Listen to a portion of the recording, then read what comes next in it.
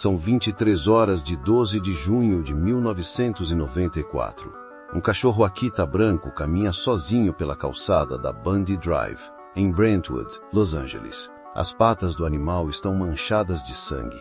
O vizinho Steven Schwab encontra o cachorro por volta das 23 horas. O animal late sem parar e puxa em direção ao número 875 da Bundy Drive.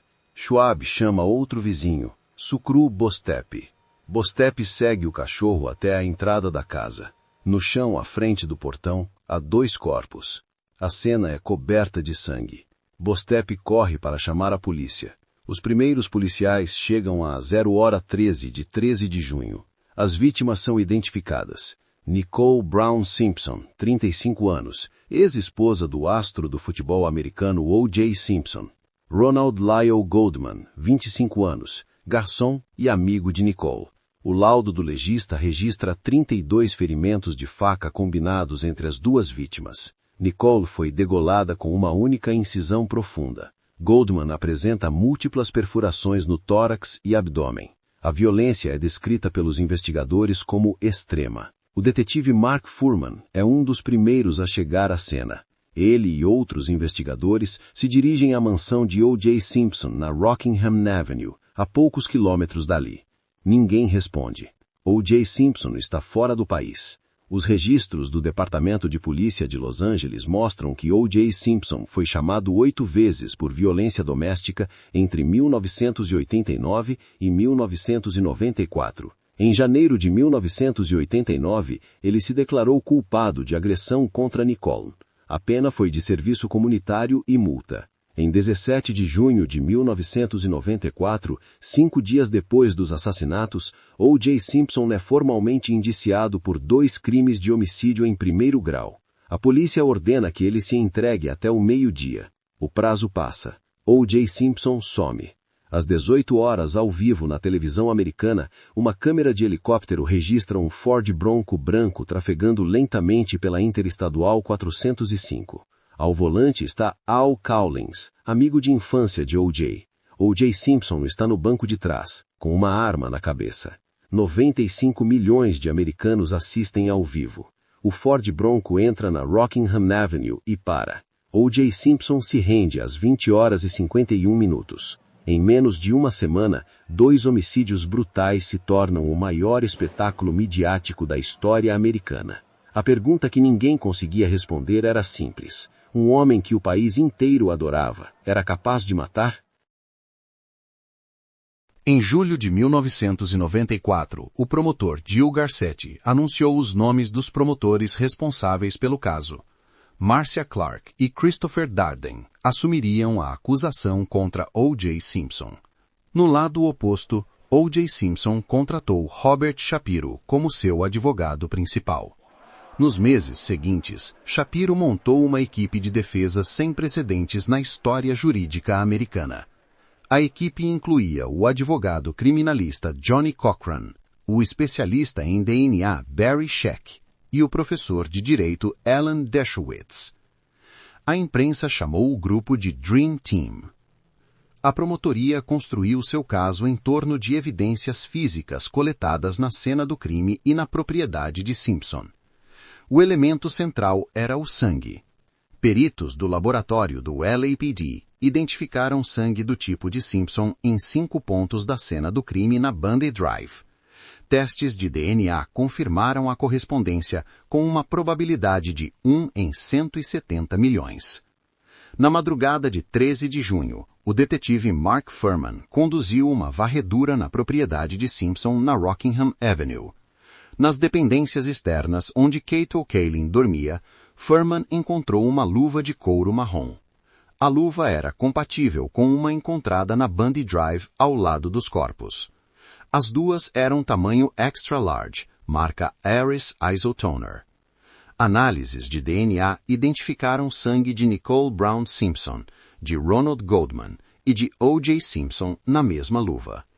Kate O'Kaylin testemunhou que, na noite de 12 de junho, ouviu 3 batidas fortes na parede externa de seu quarto por volta das 22 horas e 45 minutos.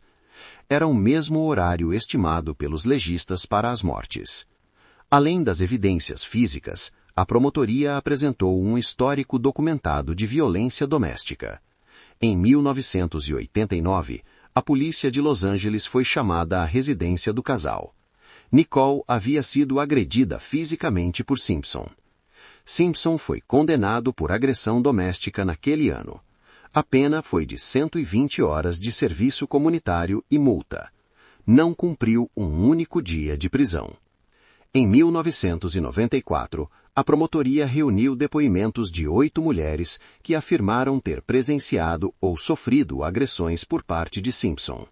Entre elas estava Robin Greer, amiga de Nicole, que descreveu episódios repetidos de violência ao longo de anos. A defesa não contestou os fatos da violência doméstica diretamente. Sua estratégia era diferente: atacar a integridade das evidências e a credibilidade dos policiais que as coletaram. O detetive Mark Fuhrman seria o alvo central. A defesa iniciou seu contra-ataque em setembro de 1995. O alvo principal não era a evidência em si, mas a forma como ela foi coletada. Dennis Fung era o técnico forense do LAPD responsável pela coleta das amostras de sangue na cena do crime. Cochran e o advogado Barry Scheck o interrogaram por 8 dias. Scheck demonstrou que Fung havia violado protocolos básicos. Amostras foram coletadas sem luvas em alguns momentos. Tubos de sangue ficaram horas dentro de um veículo fechado e quente antes de serem enviados ao laboratório. A defesa argumentou que a degradação das amostras invalidava os resultados de DNA. Os laboratórios do LAPD tinham um histórico documentado de contaminação. Para o júri, a dúvida era real. Mark Fuhrman era o detetive que afirmou ter encontrado a luva ensanguentada nos fundos da propriedade de Simpson. Era o elo central da acusação. Cochran foi direto ao ponto. Fuhrman era racista. Em 1985, Fuhrman havia pedido aposentadoria antecipada ao LAPD, alegando estresse causado por incidentes com suspeitos negros. O pedido foi negado. Registros médicos descreviam seus comentários raciais explícitos. Em agosto de 1995, a defesa apresentou gravações de áudio feitas pela roteirista Laura Hart McKinney entre 1985 e 1994. Nas fitas, Fuhrman usava a palavra racial mais ofensiva do inglês 41 vezes. Semanas antes, Fuhrman havia jurado sob pena de perjúrio que não usava aquele termo há 10 anos. As gravações provaram o contrário. Fuhrman invocou a quinta emenda e se recusou a responder qualquer outra pergunta. O promotor Christopher Darden havia pedido a Simpson que tentasse vestir a luva em 15 de junho de 1995. Era uma decisão que Marcia Clark depois descreveria como o maior erro da acusação. Diante do júri, de câmeras e de 150 milhões de telespectadores ao redor do mundo, Simpson puxou a luva sobre sua mão. A luva não fechou completamente. Cochran se levantou imediatamente. Nos argumentos finais, Cochran pronunciou a frase que definiria o julgamento. If it doesn't fit, you must acquit. Em português, se a luva não serve, vocês devem absolver. A frase foi repetida em cada canal de televisão do país. Em 28 de setembro de 1995, o júri se retirou para deliberar. Eram 12 pessoas com o destino de O.J. Simpson nas mãos. A acusação havia levado 99 dias para apresentar seu caso. O júri deliberou por menos de 4 horas. O júri deliberou por apenas 9 horas e 35 minutos. Para um julgamento que durou 16 meses, o tempo foi notavelmente curto. Na manhã de 2 de outubro de 1995, o júri comunicou ao juiz Ito que havia chegado a um veredito. A leitura foi marcada para o dia seguinte, às 10 horas. A notícia se espalhou em horas. Universidades suspenderam aulas. Empresas instalaram televisores em salas de reunião. Estima-se que 150 milhões de pessoas assistiram ao vivo nos Estados Unidos. Às 10h07 do dia 3 de outubro de 1995, o escrivão do tribunal começou a ler o veredito. A sala estava em silêncio. Simpson ficou de pé. O escrivão leu: Nós, o júri, no processo acima intitulado, encontramos o réu Orenthal James Simpson não culpado pelo crime de assassinato. Simpson fechou os olhos. Cochran abraçou o cliente. Marcia Clark ficou imóvel. Christopher Darden abaixou a cabeça. Fred Goldman saiu da sala chorando. Seu filho havia sido assassinado 482 dias antes. Do lado de fora do tribunal, a reação foi imediata e dividida. Grupos de americanos negros comemoraram. Grupos de americanos brancos reagiram com incredulidade. As imagens foram transmitidas no mundo inteiro. Uma pesquisa Gallup realizada imediatamente após o veredito mostrou que 78% dos americanos brancos acreditavam que Simpson era culpado. Entre americanos negros, 72% acreditavam que ele era inocente. O caso havia exposto uma fratura profunda na sociedade americana em relação à raça e à confiança no sistema policial. O veredito foi um reflexo disso. Simpson foi libertado no mesmo dia. Os pais e irmãos de Nicole Brown Simpson e de Ronald Goldman não falaram naquele dia. A família Goldman processaria Simpson civilmente. Esse processo começaria em 1996. O julgamento de O.J. Simpson custou ao condado de Los Angeles mais de 9 milhões de dólares. Durou 474 dias. Foi chamado por juristas, jornalistas e sociólogos de o julgamento do século. O assassino de Nicole Brown Simpson e de Ronald Goldman nunca foi condenado criminalmente. 3 de outubro de 1995. São 10 da manhã em Los Angeles. O júri retorna ao tribunal após apenas 4 horas de deliberação. 150 milhões de americanos param o que estão fazendo e ligam a televisão. O escrivão lê em voz alta. Nós, o júri, consideramos o réu Orenthal James Simpson não culpado. O.J. Simpson fecha os olhos por um segundo. Johnny Cochran abraça o cliente. As reações nos Estados Unidos são imediatas e opostas. Em universidades e bairros negros, há comemoração. Em comunidades brancas, há indignação. Uma pesquisa da CNN mostra que 85% dos americanos negros aprovam o veredito. Entre os americanos brancos, esse número é 32%. Fred Goldman está na sala do tribunal quando o veredito é lido. Ele sai sem falar com jornalistas. Dias depois, declara publicamente que vai continuar lutando por Ron. A família Goldman anuncia uma ação civil contra O.J. Simpson. Em fevereiro de 1997, um júri civil em Santa Mônica julga O.J. Simpson responsável pela morte de Nicole Brown Simpson e Ronald Goldman. A decisão é unânime. Simpson é condenado a pagar 33,5 milhões de dólares em indenizações às famílias das vítimas. Simpson nunca paga a maior parte da indenização.